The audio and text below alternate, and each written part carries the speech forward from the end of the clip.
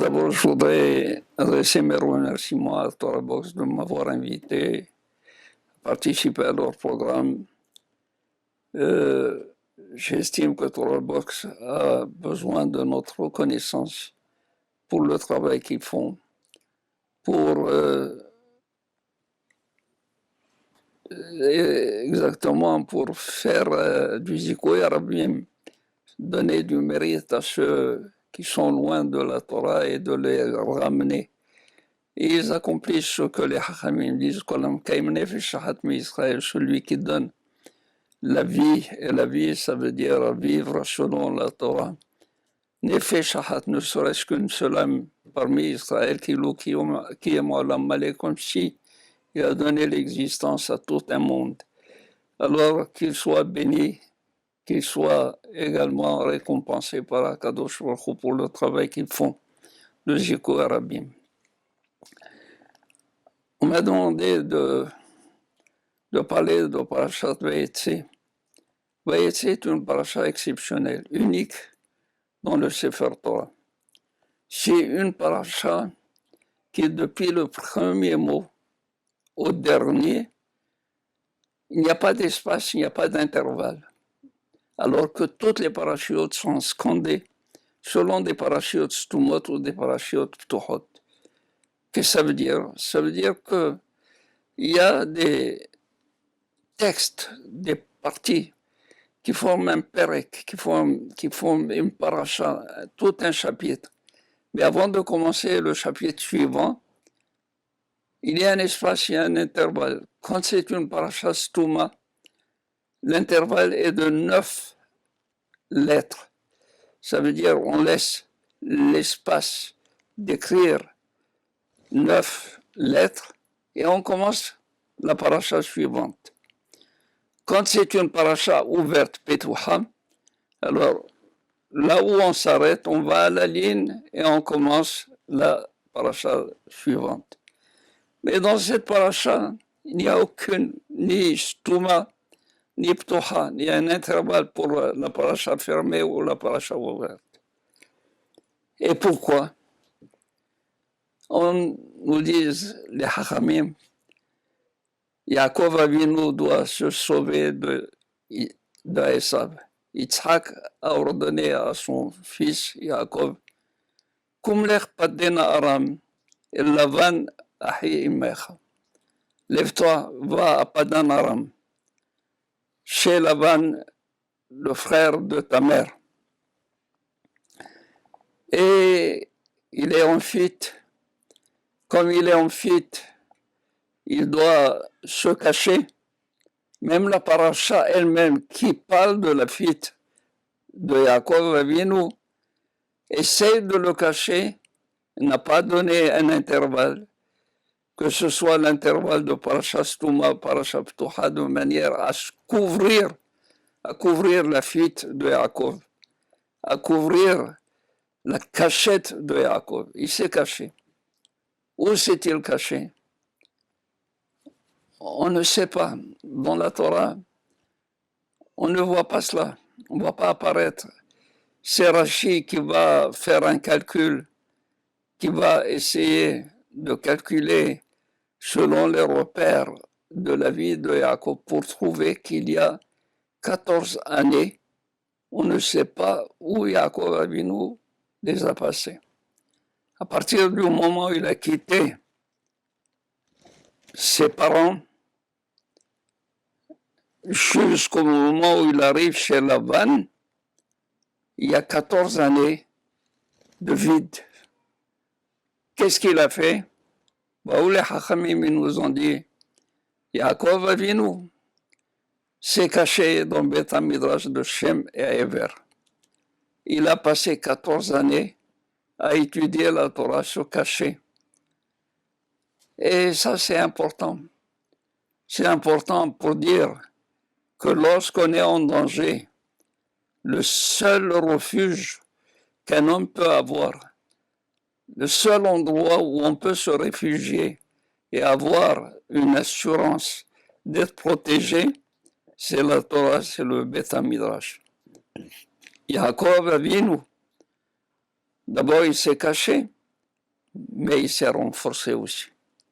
Il s'est renforcé parce que l'étude pendant 14 années multipliées par 2, parce que pendant les nuits, il passait aussi ses nuits à étudier. On va voir que quand il arriva à l'endroit, quand il atteint l'endroit,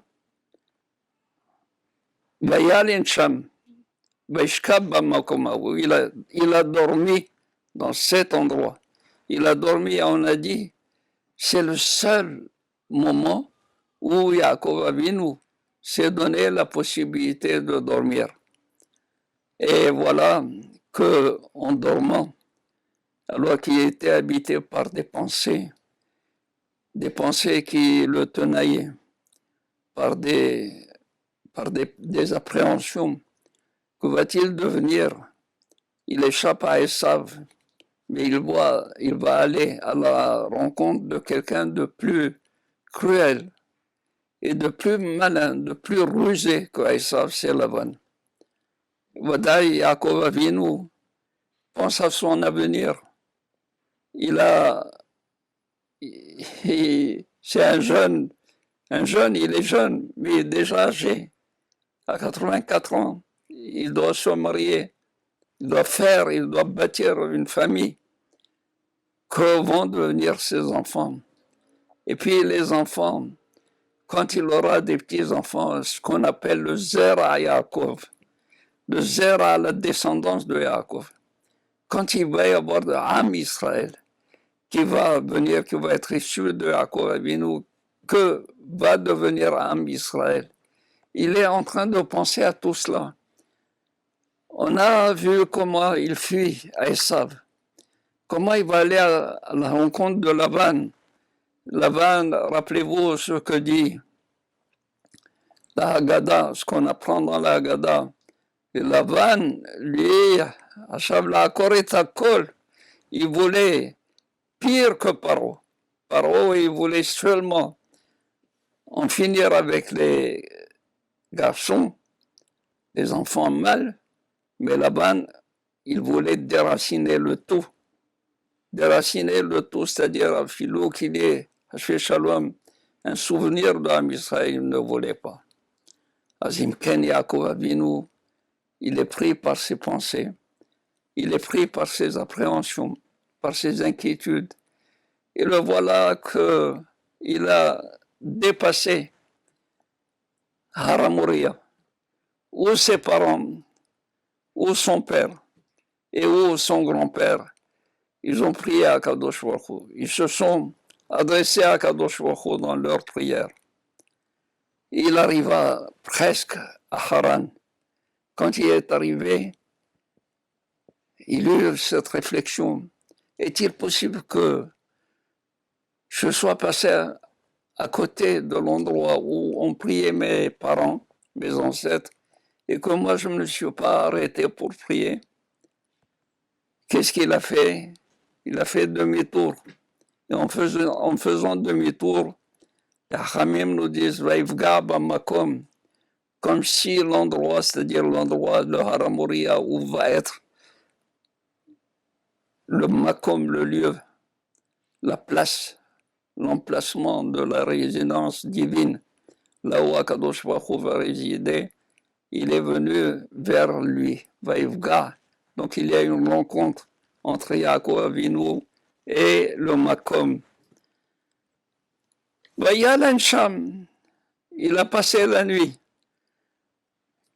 Kiba Shemesh, car le soleil s'est couché. Qu'est-ce qui s'est passé? Il s'est passé que Akadosh Baruch Hu a dit impossible parce que ce tzaddik viennent les bêtes mélonies dans ma résidence, vit pater belolina et qu'il soit libéré sans qu'il passe une nuit, au moins une nuit avec moi. Alors il a retenu, le soleil s'est couché d'un coup pour retenir Yaakov Avinu.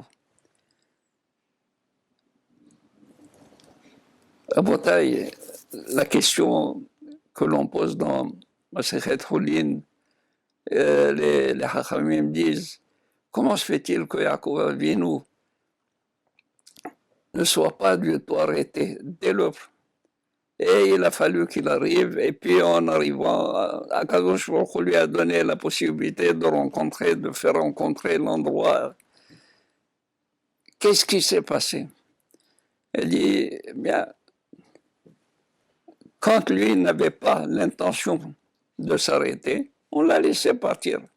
Mais quand il a eu l'intention de revenir et de prier à l'endroit où ses parents ont prié, Akadosh Baruch Hu, il a fait de telle sorte qu'il y ait une rencontre plus vite. Et cette rencontre, elle va être importante. Pourquoi? Parce que Yaakov Avinu, il va dormir. Et dans son sommeil, il va avoir un songe prophétique. Vayahalom. Vehine sulam utsa barza. Et voici une échelle qui est installée, les pieds par terre, Roshom Magia Shamaima. Et le sommet de cette échelle arrive au ciel. Vehine Malaché Elohim. À propos, regardez, chaque fois qu'il y avait Hine, et voici, et voici. Chaque fois qu'il y a et voici, le Or Hayim Akadosh nous dit, ça c'est un siman, comme quoi la nevoa est une nevoa et le halom n'est pas un halom, c'est une nevoa effective, parce que comme si on venait lui montrer flash après flash pour lui montrer la suite dans la nevoa. Halom vihine, voici un soulam, utsa barza. Et vihine malaché Elohim. Et voici les anges divins, Olim, qui montent, Veordim, qui descendent. Vehine Hashem, Nitzav alav.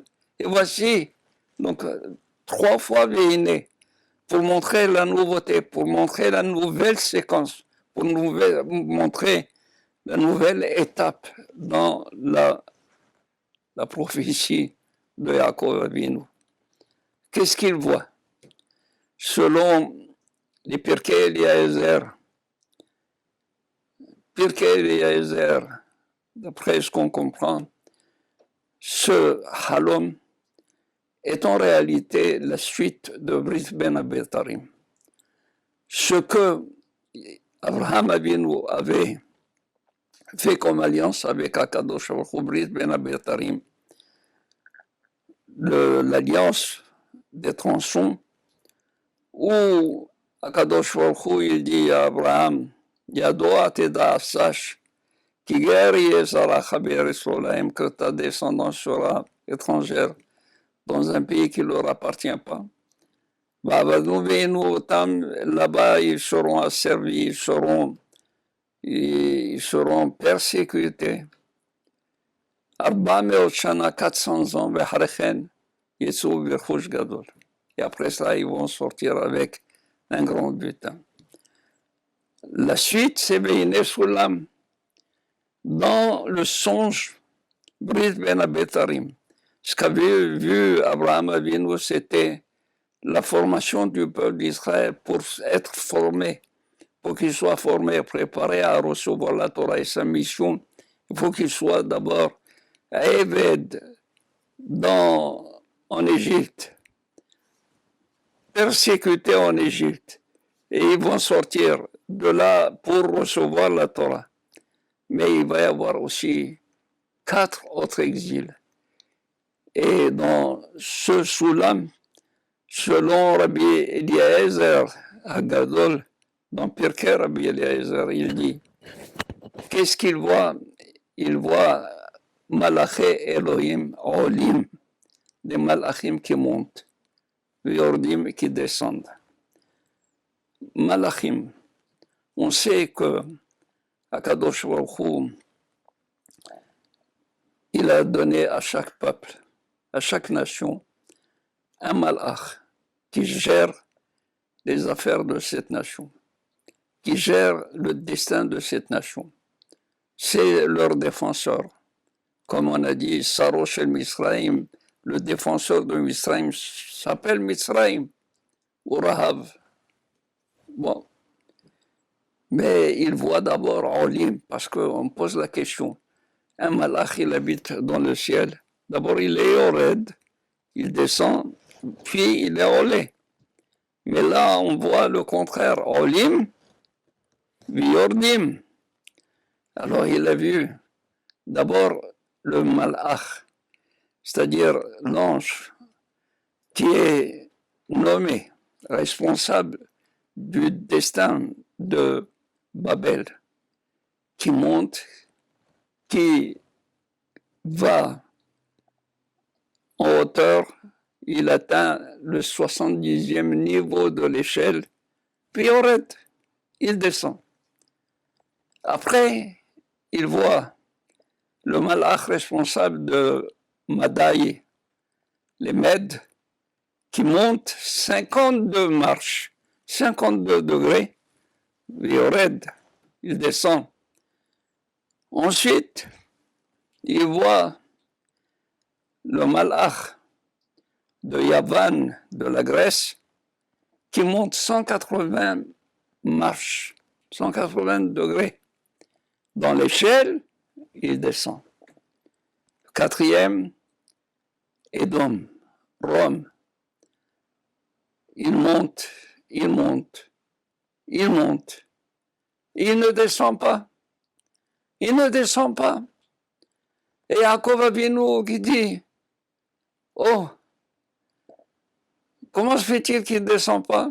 Eh bien, moi, je vais le faire descendre. Shamoridecha Ishol, Arbishol, je vais te le mettre dans la tombe. Et Akadosh Baruch Hu qui lui dit, par la bouche du prophète Obadiah, je voudrais vous signaler, Obadiah est un prophète qui lui était lui-même, il vient d'Édom, il s'est converti, il a reçu la prophétie, il a une seule prophétie. Dans cette prophétie, il parle de la chute, de la déchéance de Rome et de Édom. Et dans cette prophétie de Obadiah, il dit, même si tu places ton nid Ben Kochavim parmi les étoiles, Misham Oridecha Neum Hashem. De là-bas, je vais te faire descendre. Mashma que aussi bien Yaakov Avinu qui prévoit, qui prédit la descente et la chute de Rome. Et Akadosh Baruch Hu lui-même qui dit, même si tu atteins les étoiles, si haut, tu vas monter si haut, plus que ça, Misham Oridecha, de là-bas je... Et qu'est-ce qu'il le dit? C'est Obadiah. Obadiah, qui est originaire de Édom, de Rome, pour nous dire que Akadosh Baruch Hu lui-même, il envoie le message quand il s'agit de la Géoula de Am Israël, la délivrance de Am Israël, il nous le fait dire par ceux qui étaient responsables de l'exil de Am Israël. Et plusieurs fois, on a vu cela.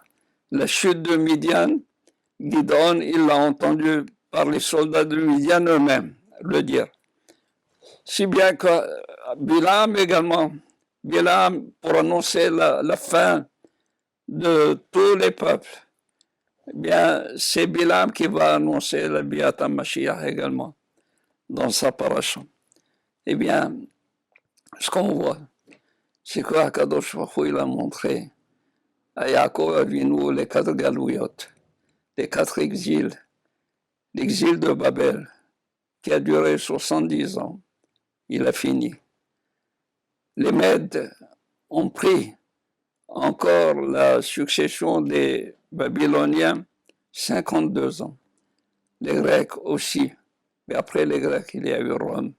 Et Rome, nous sommes encore dans l'exil de Rome, qui va se terminer avec la venue du Mashiach, où Akadosh Baruch Hu lui-même a promis à Yaakov Avinu, Vine Hashem Nitzav Alav.